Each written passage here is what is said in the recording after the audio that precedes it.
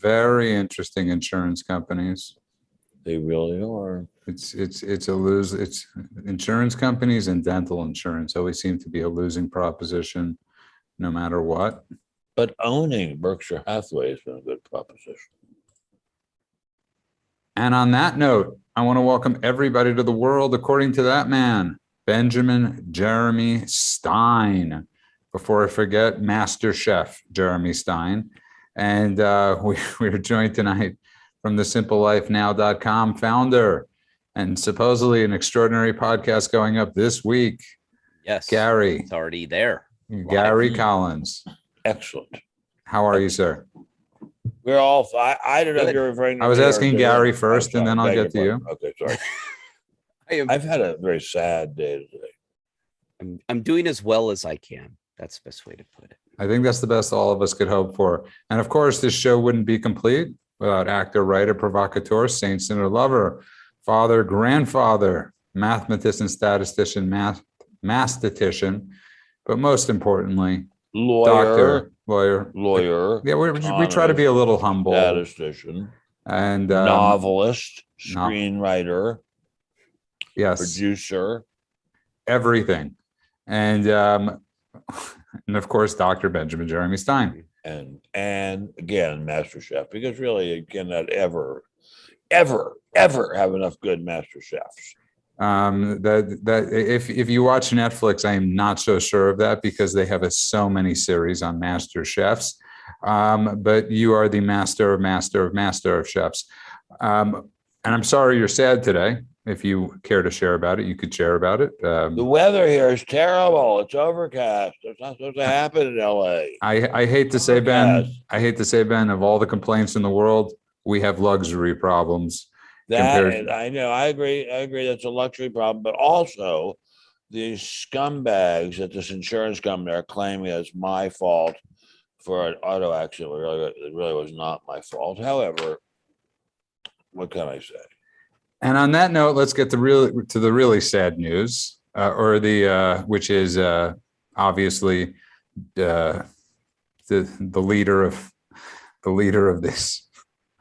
I don't even want to say it. This great country. This great country that is getting a little less and less on a daily basis.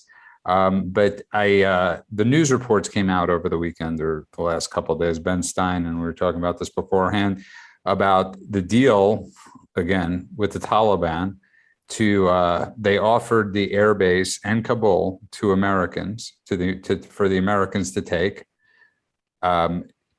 Given that, and they declined that because we were in a rush to get out of there.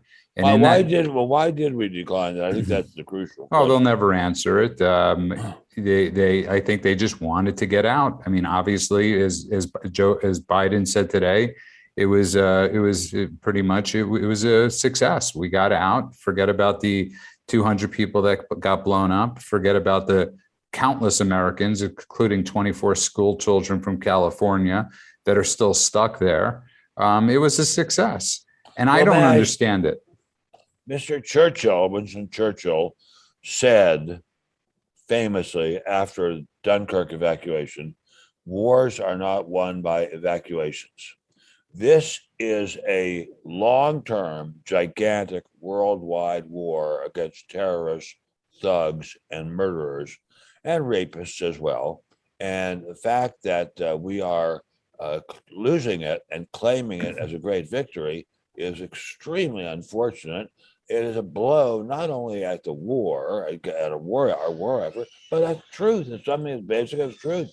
I mean, we are slapping truth in the face and saying we don't care about truth. We just don't care about truth. And you're exactly right. And even you, Gary, for the most part, we all wanted to withdraw on some sort of normal terms. But there is no normal in that region, of course. Agreed that if given that deal, Trump would have jumped on that deal in a second. You mean we're going to just take care of Kabul, Gary, in the airport and get out safely? We decide when we leave when we want. What do you mean take that deal? We already had it. There was no deal to be made. We already had it. Why did then what is the stated rationale of the Biden regime? There is no stated rationale. There is no. Yeah. Yeah, they won't answer it. Yeah. They won't answer. Yeah. Really, they will not answer at all. No. They have the same answer for everything. We just wanted to get out. We wanted to evacuate. That's why they evacuated a day before they even needed to evacuate. There is no answer. We're not getting answers. There's no commissions yet, if there ever will be. But I mean, Ben Stein, there is no deal. This whole thing. Words don't describe this massive, failure. Words do not describe how one thing could have gone as badly as it did when it didn't need to. Well, to be fair, and I think I hope our show is about fairness. It could have gone a lot worse. I mean, they could have been dropping mortar shells or mortar rounds into the Kabul area or into Bagram Air Force Base night and day. I mean, we know they have the absolutely best mortars in the world because they got them from the United States Army. They could have been firing artillery into the Bagram Air Force Base night and day. We know because they got the heavy artillery from the U.S. Army Artillery Corps. So they could have made it a hell of a lot worse than they did. So, but still, it wasn't good. And as I say, it is a terrible, terrible shame. For every life is precious. To lose those 12 or 13 men who were killed and women too at the air base. But I think the worst blow is one against the war on terror, which I guess we now say we're not going to fight anymore. And two, the truth. I mean, it is a very sad thing when the administration simply says, we don't believe in truth. Truth is just what we say it is. There's a wonderful, wonderful, wonderful super play called Jesus Christ Superstar. And it quotes from the New Testament in which Jesus goes to Pontius Pilate and says, we hear you claim you're the king of the Jews. Is that the truth? And Jesus says, you say it's the truth. I didn't say it was the truth. And Herod, not Pilate, Herod says, we all have truths, our mind the same as yours. So Biden obviously has his own truths. They're not the same as truth. I don't know what Biden has, Gary. Obviously he's part of it. We know from his press conference and many things he said, he's been instructed to do certain things. Who's ordering those instructions? Some would say Obama. Some would say, obviously, the heads of the military. Some would say the bureaucrats. Some would say the State Department, the Pentagon. Who the hell knows who's giving him his directives? Because they all have different messages, Gary. Well, we know that he reads strictly from a teleprompter. We know that. So we know it's not his voice. Someone's writing this for him. Because you could see him struggling with the words. It's brand new to him. They may have rehearsed it once or twice, but you could tell that he's not speaking from his mind, And not only that, but the most outrageous thing I see of this, on top of needless death and people being killed and stranded who will be killed later on, is the fact that none of these leaders in the military, State Department, in our intelligence fields, to include in our president, not one of them have admitted responsibility and resigned. Not one. Well, and why should they? There's nobody to hold them responsible. It's like a trial in which one person is prosecutor, judge, jury, and executioner. And that person is the media Democrat Party monolith. And those people are held accountable by no one except a few cranks and lunatics like us. And otherwise, they get away with pretty much anything they feel like getting away with. It's not the America that it was, not by a long, long way. And in their defense, there are a few, and I say a few, journalists out there. I don't want to call them honest. They finally decided to report on stories right now. But you do have, I believe, Peter Engel or Richard Engel at MSNBC. You had Martha Raddatz, who famously cried when Trump won, being actually fairly tough with their questions.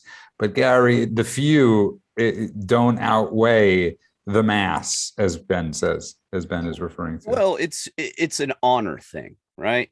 You make a disaster and you mess your diaper, you take responsibility for it. That's what real leaders do. We have no real leaders. These are cowards. These are people who have no conscience and will send your daughter and your son to death, and they will not lose one wink of sleep over it. Then they will lie about it, and they'll cover it up, and they will blame you and Trump and her and this and that. And that's the problem. That's the problem. And then the Republicans are not standing up and saying enough's enough. This is it. See, Ben, that's the point you bring up. So you bring up this point, and this is why it's so, and I brought up the other night, and I brought up many times, that we get rid of McConnell, because there should be 50 Republican senators in front of the White House screaming from the top of their lungs, doing whatever, setting into motion any plan they could have to hold these people accountable. To give it a shot, guys. Well, but wait a second. The Republicans in Congress have chosen whom they want to be their leaders. It's not up to us to choose them. The Republicans in Congress have chosen whom they want to be their leaders. These leaders are obviously wanting and lacking in some ways. We find the passivity of the Republican Party in this situation to be bewildering and sad, but it's not up to us to choose them. I mean, it's the whole meaning of a democratic society and a government of and by the people is that those people choose. It's not up to us to choose. Why they chose him, I don't know, but they must have had some reason. Or why they continually choose him is the better question. Why they continually, because they are truly all in bed together, especially in the Senate. The Congress, in the House, you have in the Congress, you have a ton of them who are screaming as loud as they can for anybody to hear. And they actually are trying to get stuff done. It's the Senate that we have a huge problem in. And as we see from these people, can we get this light on? They truly do like status. Dark here. The Senate truly does like status quo. That's too bright. That's too bright. Take it. I like the Senate. The Senate, to me, just if I may say so, is allowed to choose who they want, and if they want status quo, then that's who they want. I just don't see what good it's going to do for people like you and me to say get rid of McConnell. Obviously, the Republicans in the Senate find something very appealing about him. You see, that's the thing. They're not in touch with the base. They still think there's a party out there that is coming home to the McConnells, to the Ben Asses, to the other jackasses. I think his name is Ben Sass. Well, 6 of one, half a dozen of the other. It fits perfectly. They still think that there's a party that they're going to come home to, and the Republican Party, as they see it, is dead. It no longer exists. They are relics of the past, in my humble opinion. I think you would have to have an awful lot of data to make that a meaningful statement. I mean, you'd have to have a lot of polling data about and by Republicans about who they consider to be their leaders and who they want to be their leaders. I think we do have data on it. They wanted Trump, and with 75 million votes, and Trump's agenda. Trump wasn't running against McConnell. No, I know, but their beliefs and ideologies don't go hand in hand. They just don't. I mean, we see it all the time. They don't go hand in hand. They don't go hand in. We have a way that the Congress organizes itself. It's been organizing itself like this for a very, very long time. It works fairly well some of the time. Some of the time it doesn't work well at all. But why is it that the Republicans in the Senate continually, endlessly elect McConnell? Because you want to know why? Because of the one thing you can't that you're extremely pro, which is term limits. So you have people that have been in there for 25 years, to 30 or whatever, however many years, countless years in the Senate, that are in the same sort of camp. They don't want to get rid of their buddy. I mean, it's sort of, I would venture to say, and I keep on saying this, the next Senate the next Senate race is extremely important. to get to get people in there from the military, from different diversities and backgrounds, and then to challenge McConnell. It's extremely important because it could be a difference of 10 votes. I don't know. He hasn't been challenged. I would be curious to see what the Senate looks like when some have retired, some of the old guard are retired, and hopefully we get some new life in there, no matter what age, whatever, we get new life in there. I'd be curious to see. I think it would not be a particularly difficult exercise to get a polling company to poll Republicans and find out if they're happy with their leadership. When I was a trial lawyer, which I was, everyone forgets that before I was master chef, I was a trial lawyer. We used to hire people to do polling data all the time. It's not that complicated to do. Why doesn't someone, we can't afford it, we have no budget, but why can't we get some polling people to poll Republicans and ask them if they're happy with their leadership? Yeah, Gary. Well, I know how Nancy Pelosi runs it because I've heard from several people. She strong arms. She flat out says, you vote against me or you vote against any of my minions, I will take you out. And she knows who votes for who. It is nothing but a bunch of backstabbing, little tattletales in the House. I would imagine on the Republican side, it doesn't work much differently. It's probably more quiet.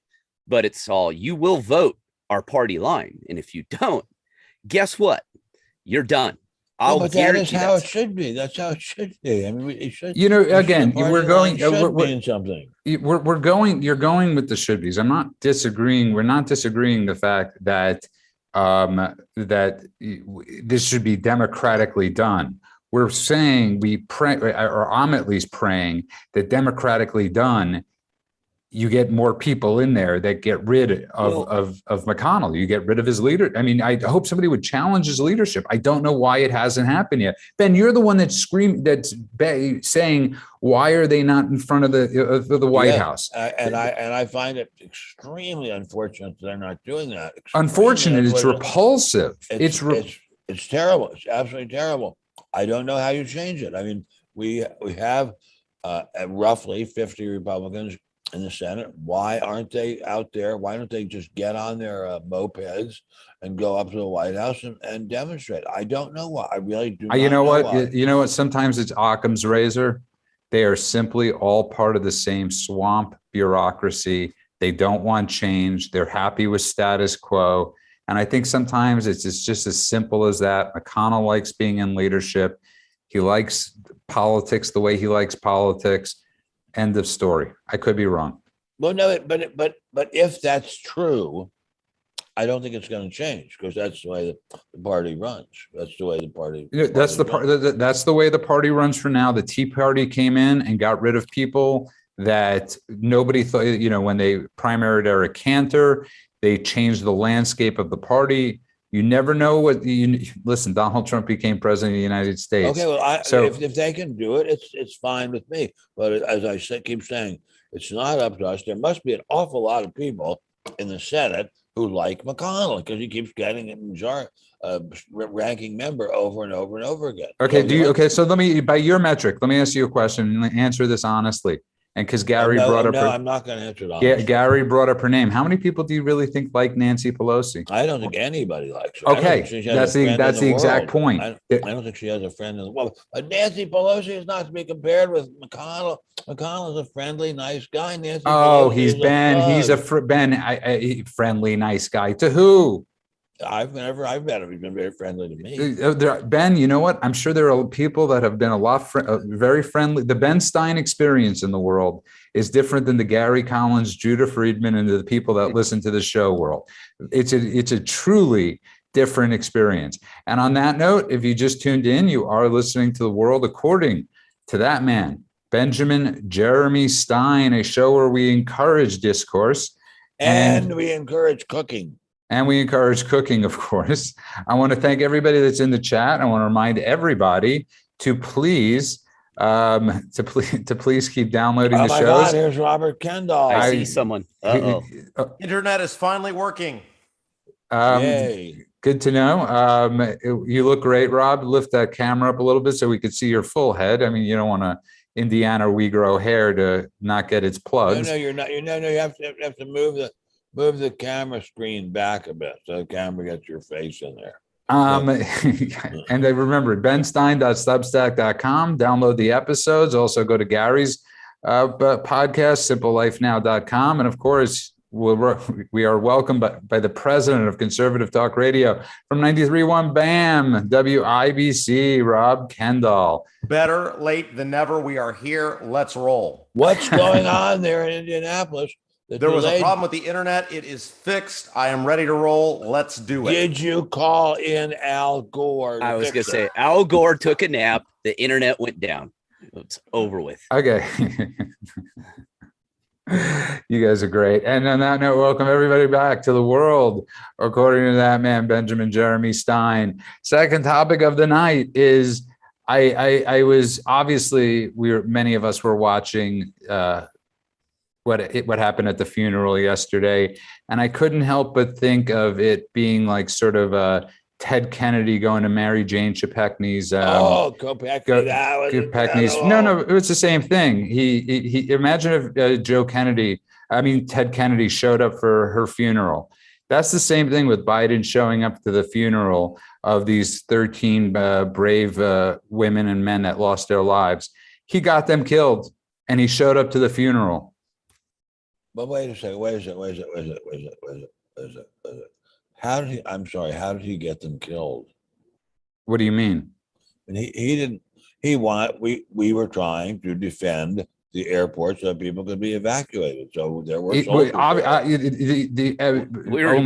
We were defending it with the Taliban. We were not just only defending it with the Taliban.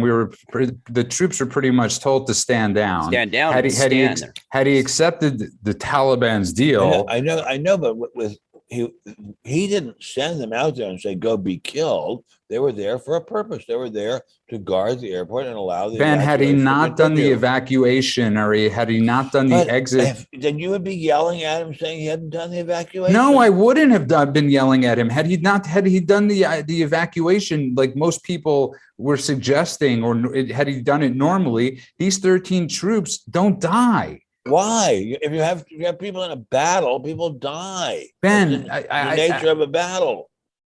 They weren't in battle though.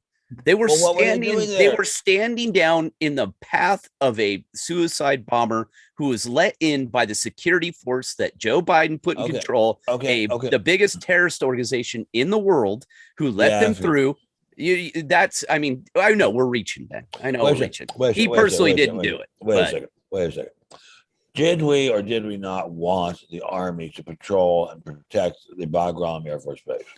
Yes, with a big ass perimeter. The fact that we had zero perimeter, the fact that helicopters had to fly 200 yards just to get hostages or just to get Americans or Afghans out. 200 yards, they had to fly helicopters. That's how dangerous the situation. That's how much precarious the situation he and the generals.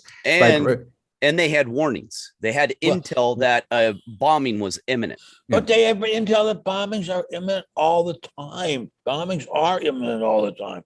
Look, with all due respect, I love people in the military. My wife's family are a military family. I love them a lot. But let's be honest here. We wanted the military to do some protecting. That put them in harm's way. That's what happens to armies and Marines. We did the protection that they were put, the predicament, the setting of how they were put in was done so ass backwards that it put them in grave danger. You mitigate danger.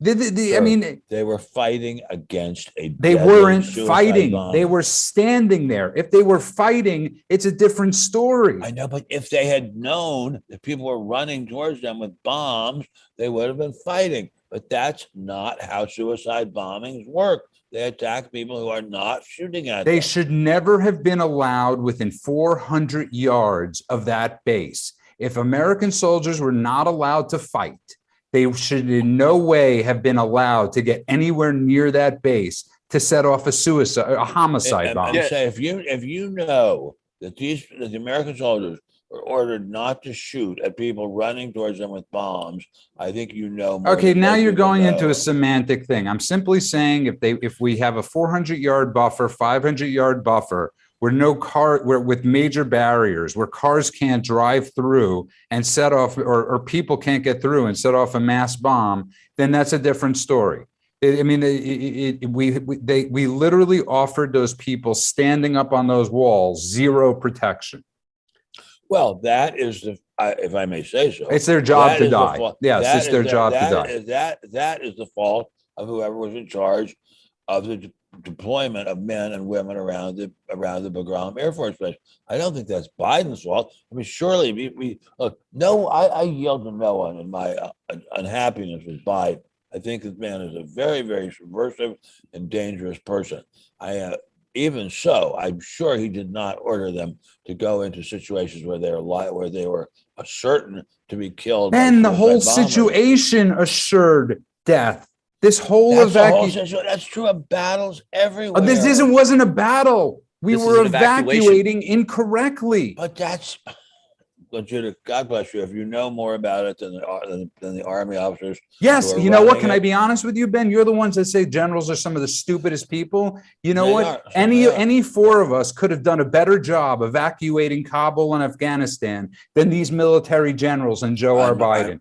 I'm not sure. I'm I am 100% positive. Rob, welcome to the show. Well, I'll knock it down to the basics. Here it is. I did security. It's concentric rings of security. That's how it works. So the further out the circle is, the less security, it gets tighter, tighter, tighter, tighter to the tightest. Here's the thing. We weren't running any of those circles of security. The biggest terrorist organization in the world was running the security for us. That automatically is against all protocols, all security protocols in the U.S. military, in the Secret Service, in the U.S. State Department. It is against all of them. No one does that. Well, no one. Then in that case, the people who are running the evacuation within the military should be court-martialed. And who is their boss? He does. Do you think that the president of the United States actually gets down and decides and dictates day by day, yard by supposedly, yard, according to him, he was getting briefings every day, minute by minute, second by second. He was being briefed on where every 25 men and women. Ben, can I ask you a question? I mean, I obviously we're not going to agree on this. You don't think this situation could have been avoided? You don't think it could have been avoided now that we're looking at it with hindsight? No, yes, hindsight.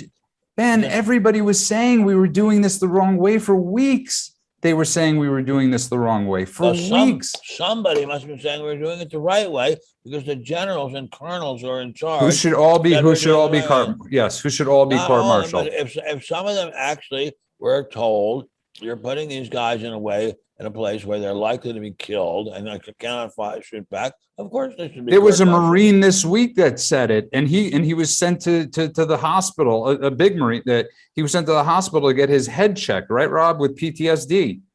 Yeah, we did a big segment on him today, and as I was on my hands and knees restarting the internet and crawling under various cabinets here at the house, I was thinking, as I was listening to you guys, I think this is one of the greatest tragedies in American history. And look, Ben, you're a much greater student of American history than I am. But when you think about the 13 American soldiers were basically left for dead, people for a week were waving their hands saying, hey, there's something terribly wrong here. Something is not right here. Something bad is going to happen. And the president of the United States does nothing about it. And then it happens. Who do you blame it on? Well, do you think, wait a second. I must say, you guys know a lot more than is in the newspapers.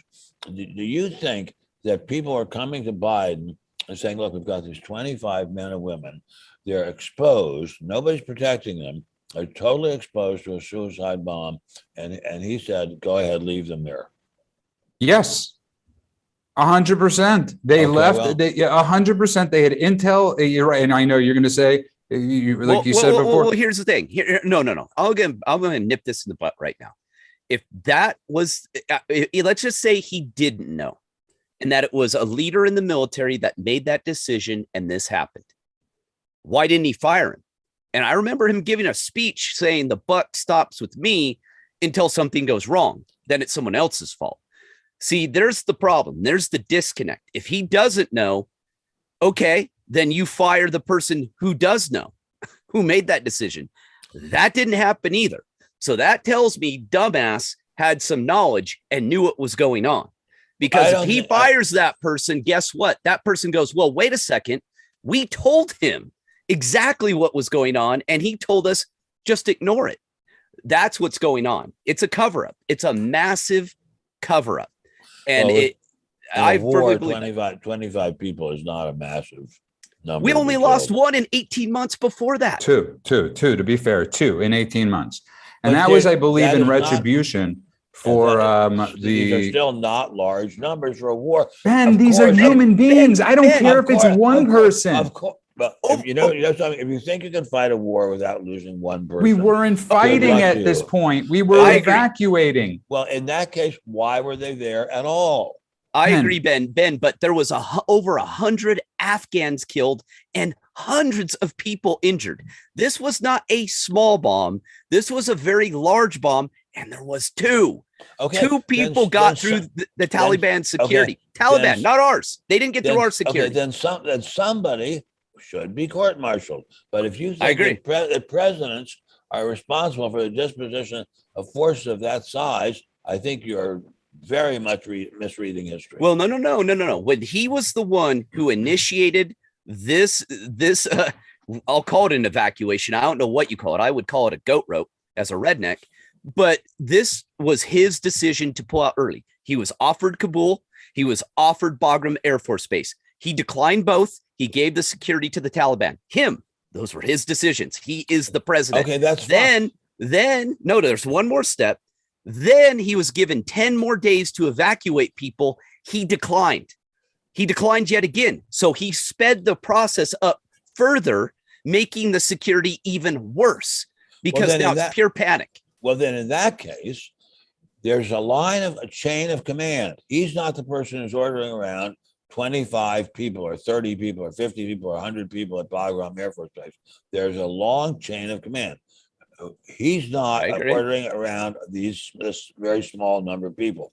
Someone else is. It's that person who should be court-martialed. I don't think presidents order around dispositions of that small an amount of forces. The reports are saying he had knowledge. He had knowledge of what was going on the ground. He made the decision to evacuate anyway. He made the decision to give up Kabul. He made the decision to give up Bagram Air Force Base. But let's talk. You're talking about 13 men and women who got killed. Altogether 30 that were injured. Okay, 30. That is not the kind of numbers that presidents usually deal with in wars. Presidents deal with numbers we weren't in thousands. And this wasn't a war. It was an evacuation. So you think that Joseph Biden made the decision to keep this small number of men and women where they was. He did that himself. Yes, no.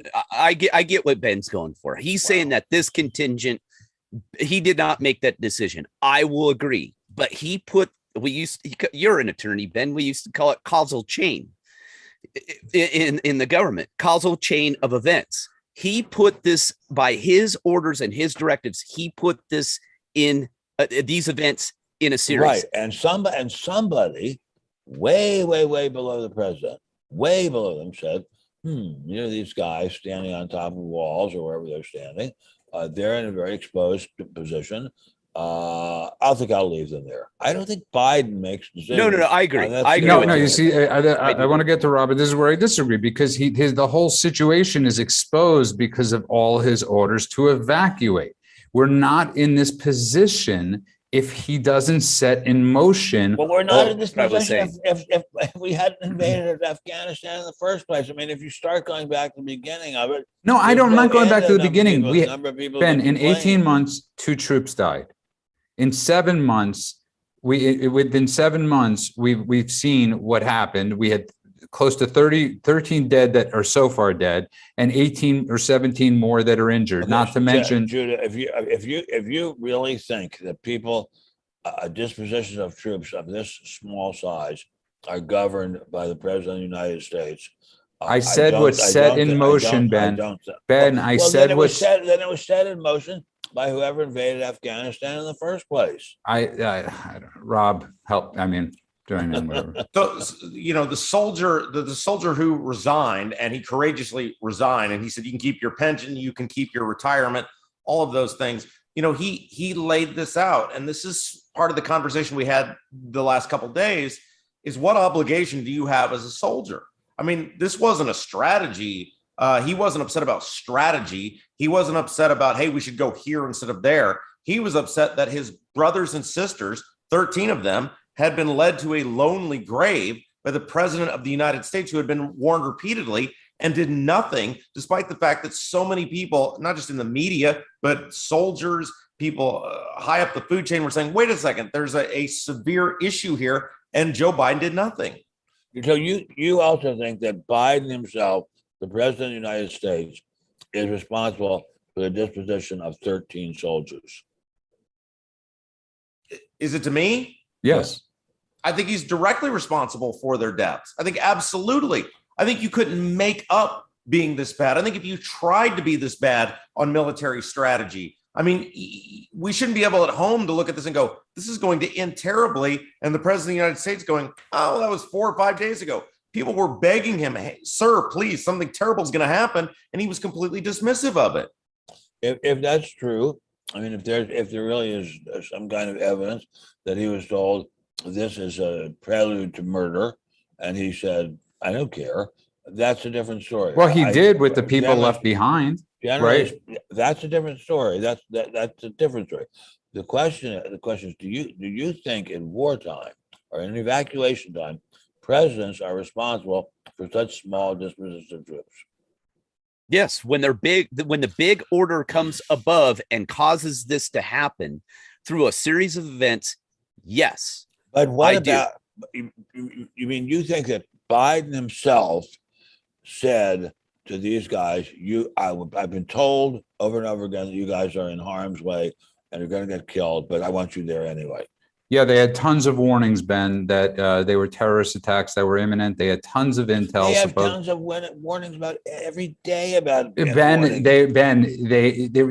I told you the hour before it happened, they had intel for 24 hours. I was listening to the news before it happened, and an hour later, the terrorist attack actually did happen. It wasn't, I know they have tons of intel all the time, but this was it just sheer coincidence or by dumb luck that an hour or 2 hours after they had all this intelligence, he was intent on getting us out before this deadline. He wanted to have his September 11th moment where he said, we ended this war on September 11th. He didn't care how he got out. As Ben, I mean, what about, like I said, what about all the Americans left behind?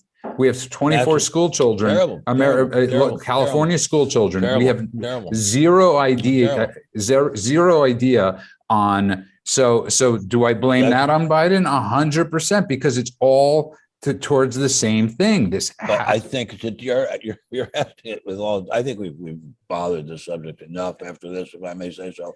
But we do not have wars or evacuations in which out of a military that is way over 1 million men and women, we have a president guiding the disposition of 13 men and women.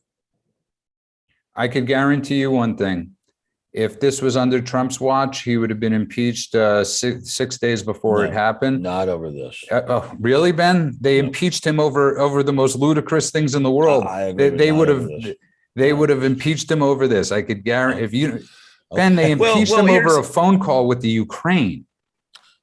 I don't think they would have done this, but okay, Jude. Here's the thing, though. If he's not responsible, let's take this route.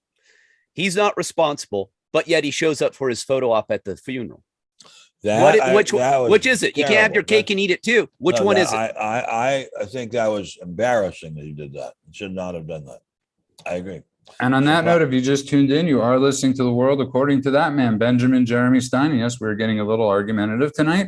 And that's what we're supposed to do. That is what we're supposed to do. Yep. And that is our job, is to get argumentative and love each other no matter what afterwards. I want to welcome everybody in the chat. And these things are important. The reason these conversations are important is because these are the conversations you can be having at home. These are the conversations you can be having with your friends or your enemies, and people you don't like. And what separates us is that we could walk away afterwards a little frustrated, a little whatever, but we're still friends. And that's what separates us from the left. And I want to remind everybody to please get Ben Stein's email, benstein.substack.com, or join from the simplelifenow.com founder, Gary Collins, Rob Kendall from 93.1, BAM, WIBC, the president of Conservative Talk Radio, and of course, America's humble servant, Benjamin Jeremy Stein. And I said this last show, or 2 shows ago, Ben, about him using his dead son as a continual prop. His son that died of cancer, not during war. And quite a few of the Gold Star families were offended by him trying to empathize, not stare him in the eye. I'm not going to even get to the watch thing, but him wearing a mask outside, that's a whole other thing. But continually using his dead son to empathize with these parents that just lost their children, many of them blaming him. Let's get off that. But either way, using his dead son, it's like, enough, man. Like, come on, man, as he would say, like, come on, man, stop using your dead damn son. Well, it's an incredibly sad thing that his son died, but I agree, his son dying of cancer has very little to do with people dying during war. He had time to say his goodbyes. Yeah.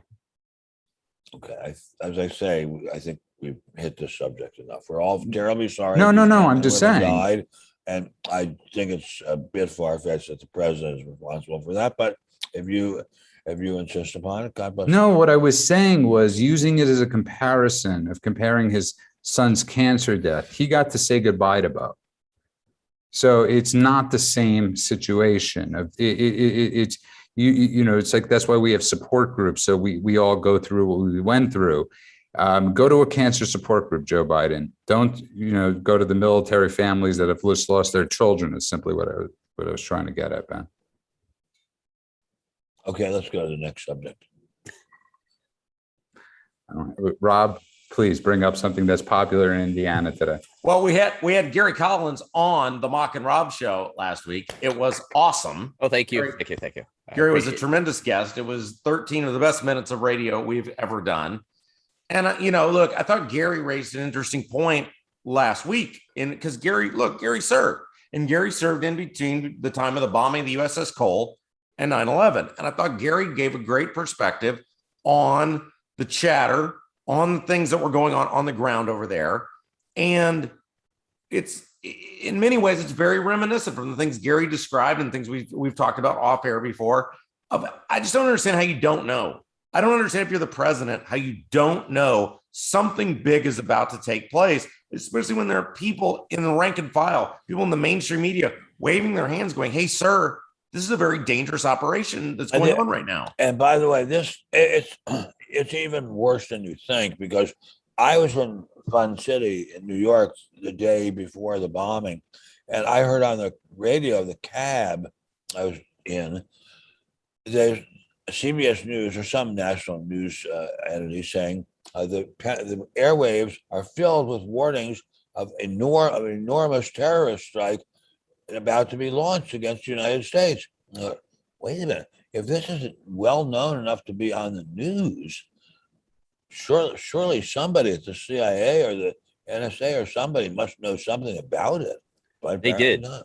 No, they did, Ben. It was, I don't want to get too far into that, but I'll kind of do a couple comparisons with the USS Cole, where I lost 17 of my shipmates who didn't get to defend themselves yet again. A boat came up, inflatable with, Yemenis. They were Al-Qaeda. They've came up, and all ships are armed. Again, you have watches, you have guards. Their guns, guess this, empty. They had no ammo in the guns. They were told they were not allowed to stand watch with a loaded firearm. The boat came up, the dinghy came up. They went right up to the side of the ship and detonated it. What's the difference? They were told, stand down. You are not allowed to fire upon any. That to me was ridiculous, first of all. Well, second of all, what was the purpose of that? What was the point of that? I don't know. No one knows. And heads rolled. I'll tell you right now, that captain got fired and he got in deep, deep shit for that. That didn't go well for him.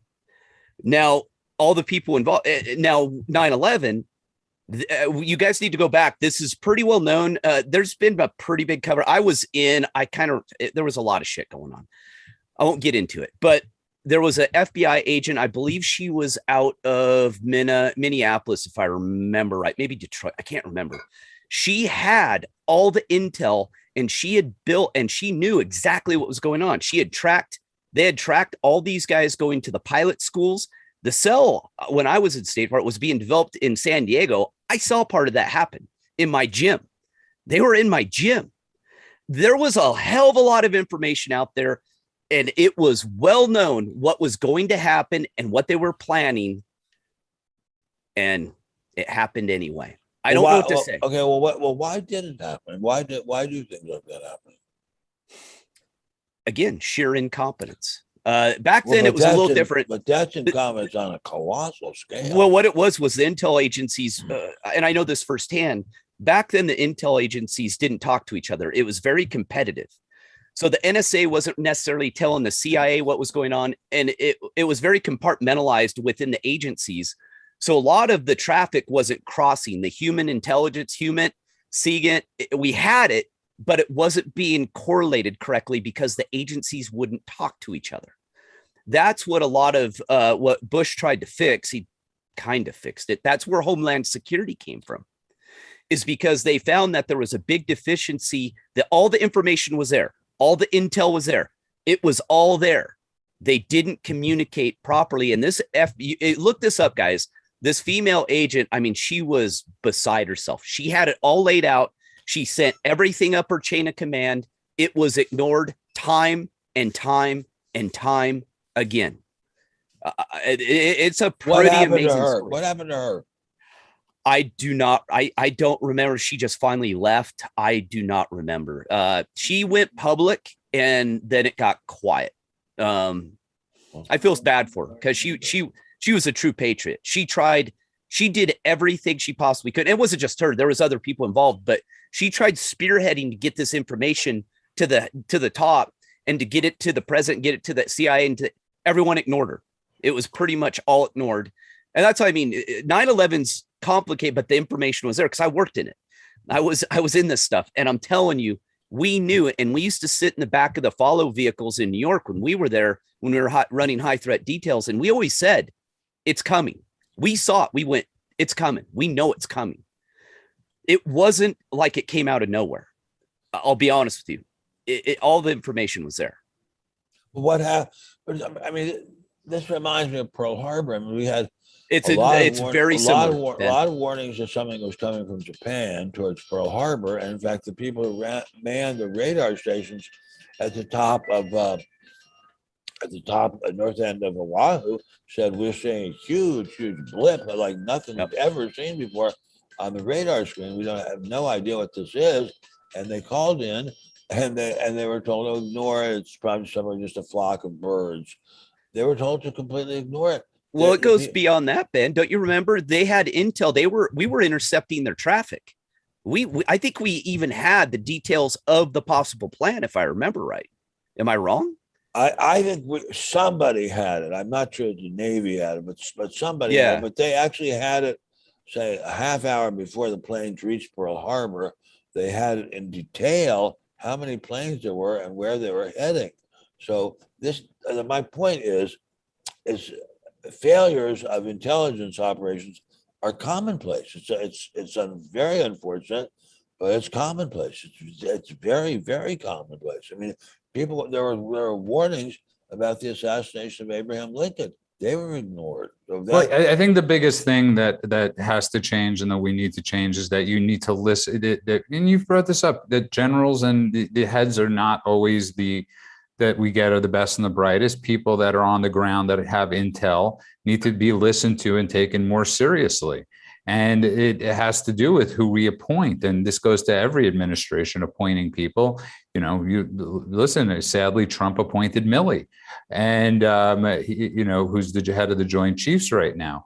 So this appointing the right people and listening, it's like you say to a parent, parents need to listen to their children more when they complain about certain things that are going on in school. Listen to your kids. If your kids are saying that a teacher's acting, in a certain way, or for years, so much abuse went on in many different religions and different things because parents didn't listen to their children when they came home from school and complained. The same thing needs to be said for the intelligence community. Well, it's a little trickier than that. We had a saying in the military, didn't mean to cut you off, but we used to say 05 and above is nothing but a politician with a uniform. Once you get to a certain rank, it becomes very, very competitive and very, very political.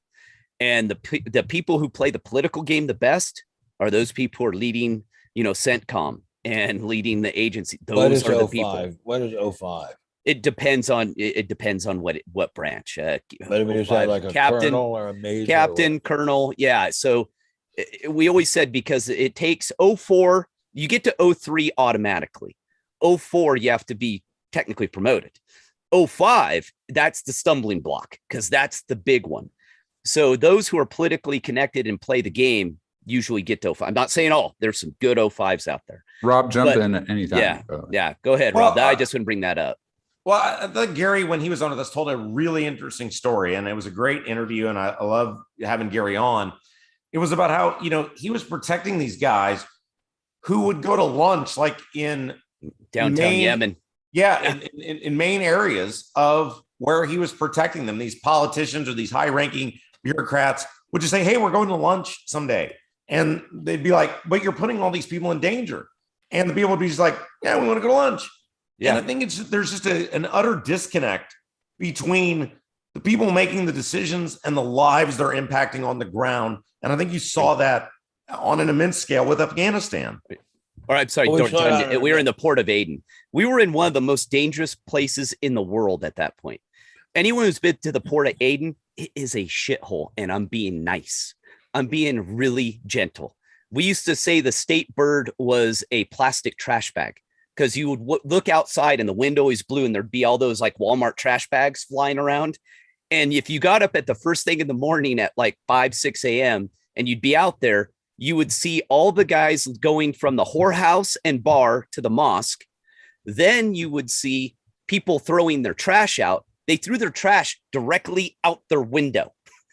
And the trash service was goats. I kid you not.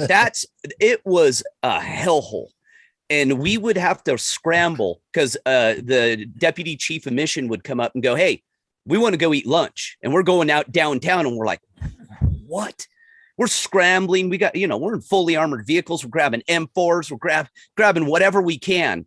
And we would be out in the wind because guess who had to stand outside in the middle of downtown, standing in front of a fully armored vehicle, waiting for these dipshits to finish their lunch?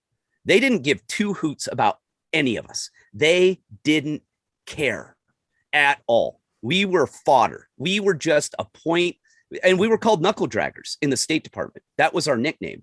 They called us knuckle draggers until shit went wrong. Then we were their best friends in the entire world. And then when the shit cleared out, we were douchebags again. It was amazing to see. That's why I left state. That's why I left. I couldn't. But do you think this is going to change? I mean, no, it hasn't. Ben, it hasn't. This was over 10, 12 years ago. And Pearl Harbor was over how many years ago? So no, I don't think any. I don't think it's going to change. And on that note, if you just tuned in, you are listening to The World According to Ben Stein. Remember to keep downloading our podcast. Also, what's so funny? His look on his face looks like he's just taking a great deal of Chardonnay. Anyway, okay. But also, please get Ben's email, benstein.substack.com. We are joined tonight by the simplelifenow.com founder, Gary Collins, and of course from the Mock and Rob show every day, 9 to noon, 93.1, BAM, WIBC, Rob Kendall. And in my favorite story of the day, a Florida Dino owner posts sign telling Biden backers to eat elsewhere. In a statement, she wrote, if you vote, Sorry? Eat elsewhere? Yeah, a diner owner. Okay. Is she doesn't want Biden voters in her establishment? That's funny. What? That's funny. She It's posted funny. a sign that said, if you voted and continue to support and stand behind the worthless, inept, and corrupt administration currently inhabiting the White House that is complicit in the death of our servicemen and women in Afghanistan, please take your business elsewhere. The blunt notice reads. But I sort of, whether you agree with her or not, I sort of like that there's somebody finally on the right giving it back to people on the left, because this is a common stance from people on the left, Ben, that they want nothing to do with anybody that voted for. And trust me, I see it in my social life more than anything. Let's not forget all about this.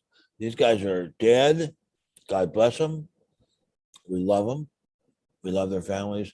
Let's hear more about your social life. No, this goes into my social life, because before I read this, I was thinking about posting in one of my profiles, if you voted for Biden, I do not want to. If you voted for dementia man or senility man, I do not want to. You please do not get into contact with me. And it was funny that I read this piece afterwards, because that's what I'm constantly reading about. If you voted for the big bad orange man, I want nothing to do with you. So I would like to know what happened. Have you done any of that in your ads? No, I was about to. Okay, I think we want to hear about that. I haven't done it yet. When you do it, let us know. I will do it tonight, and I can tell you the response will not be I'm positive. dying. I want to hear it. I think we're all dying there. We'll be on Tuesday. We're all dying. I will be Thursday. I will be reported. I will be banned, Rob Kendall, because I will have triggered. You have violated policy. You have violated policy. I have. It's interesting. I was talking to somebody today that I work with, and they were talking about the different things you can do. And I wonder, and the saying was, I wonder if I do this, if I'll get banned. And isn't it sort of sad, the world we live in now, where if you just do basic things that are freedom of speech, you're not threatening anyone, you're not harming anyone. I wonder if I say this, if I'll get banned. Or laid. Well, I'll give you what I think is a sadder commentary. I do all the shopping in the Stein family because I am the master chef. And as I'm going out of the store or going through the meat counter or the fish counter or the poultry counter or other fucking counters, I always say to the people, God bless you. And then I say to them, and God bless America. Hardly anyone says it back except in Idaho. In North Idaho, they say, yes, God bless America every day. So how's your grilled cheese, Ben?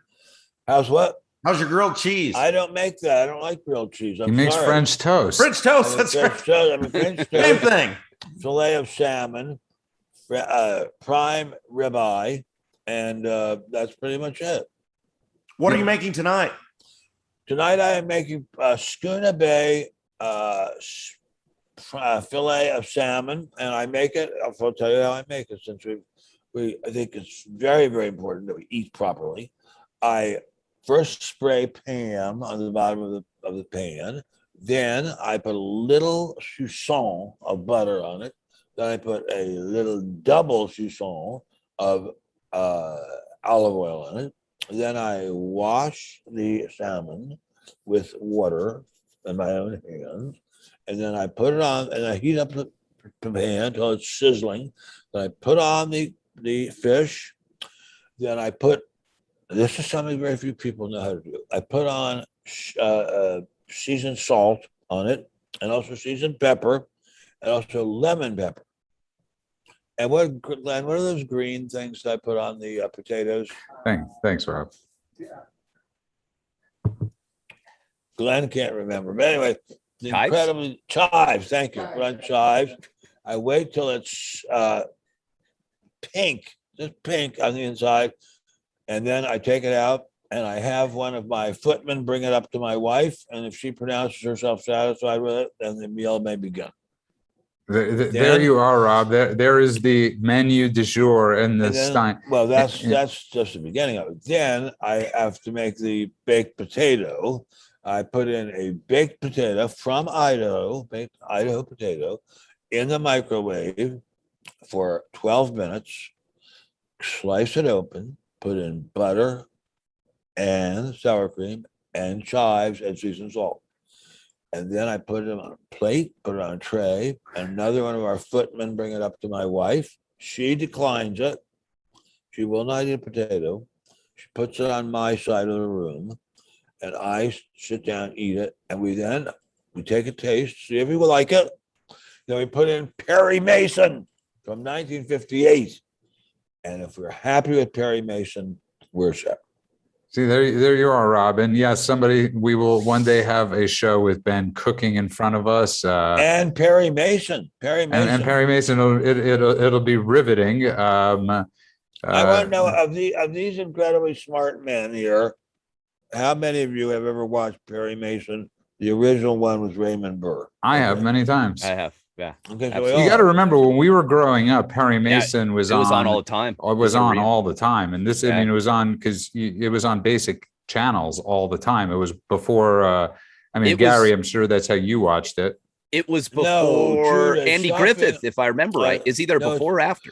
It stopped being on broadcast networks, one of the three networks, I think in 63 or 64. No, the syndication, the reruns. Yes, it was on television when I was growing up every single day. I watched it with my grandma, Ben. We watch it and we try to figure it out. Yes, I used to be a big fan of Matlock growing up. I was a big fan. We only had one TV of whatever my parents had on. So Matlock was one of those shows. Andy Griffith. Pretty damn good actor. Face in the Crowd, an incredible movie. An incredible movie, and very few people know about it, but it is in many ways the essence of politics. Yeah. I would say, aside from the great movie about Huey Long, what was that movie called? Anyway, it doesn't matter. That's the best movie about politics I've ever seen. Ben Matlock was a superior attorney to Perry Mason. No doubt. So? Well, wait, wasn't Matlock? Wait a second. Wasn't Raymond Burr Matlock? No, he was Ironside. It was Andy Griffith. All right. I'm going to look for Matlock. I'll order 100 copies. It was an exceptional show. I got to be honest. He always wore that white suit. You'll love it, Ben. You'll absolutely white suit. White suit, and not a white shirt. A white suit. Don Knotts was his neighbor. Tyler Hudson was his private eye. That's right. Great. They brought back Don Knotts to be his neighbor. I totally forgot Don Knotts. Another guy. God bless you. Another guy that in American television and media history, one of the most underrated people of all time was Don Knotts. I loved him dearly. But Ben, you didn't like Get Smart, so that's one of my favorite shows. But we have run out of time. I want to remind everybody: we did have discourse in the show. We disagree, we agree.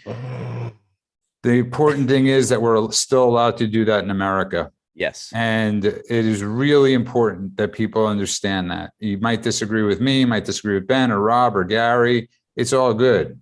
We love disagreement.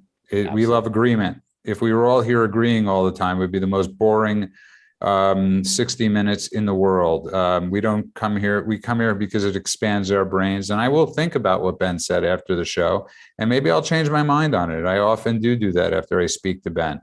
And I will have other second and third thoughts about what Gary said, and of course what Rob said, and what you guys in the comment sections. I want to know something, Rob. Why is your hair coming down over your forehead now? I'm growing it out, Ben. I'm gonna be in an ad soon. Because when you get your hair grown in, when you get your hair plugged, they shape it in a certain way. And Rob had the mullet in the front look. You had the mullet? Ben, this is incredible. Ben, the science of hair, WeGrowHairIndy.com, by the way. The science of hair regeneration is incredible. FUE, the technology is amazing. They take hair out of the back of your head. They transplant it to the top of your head. It all grows in. I was going completely bald. Now I have a luscious head of hair that will last me the rest of my life. It's incredible. Rob, Rob right now is party in the front, business in the back. Yeah. It's honestly though, Rob, it's so good. I thought they were funning on you. I thought they were making fun of you because it was some weird joke. And then one day I go, "Hey, Judah, what's up with this hair growing thing with Rob. He goes, oh, he had transplants. And I went, no way. Because I couldn't tell. I think he looked. He couldn't looks tell. All right. I couldn't. Okay. On that note, I want to thank are- everybody. Remember, Rob's on every day from 9 to noon. Mock and Rob show. You can stream it every day on WIBC. Bam.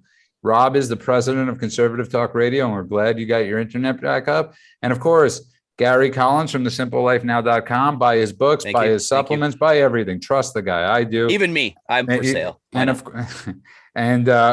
course, you can find Ben Stein, spectator.org. As always, throw a few shekel their way. It's much needed. One of the best online news sources out there, and you get to read Ben Stein's daily diaries. You could also find him at Newsmax sometimes, and of course his column in newsmax.com. And you could find him here on The World According to Ben Stein. Yes, Ben Stein. And at the Fresh Fish Counter at Pavilion. At the Fresh Fish Counter at Pavilions, yes. But it's funny is you never know who you're going to see at the Fresh Fish Counter at Pavilions. It's always a surprise. But if you're there, usually you can see Ben Stein. He appears there every day and every night. Ben Stein, we'll see you Thursday night, but please take us out. God bless America, land that I love.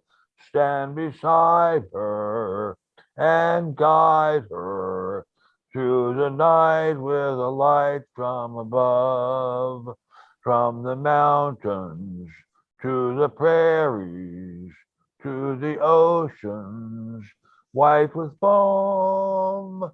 God bless America, my home, sweet home.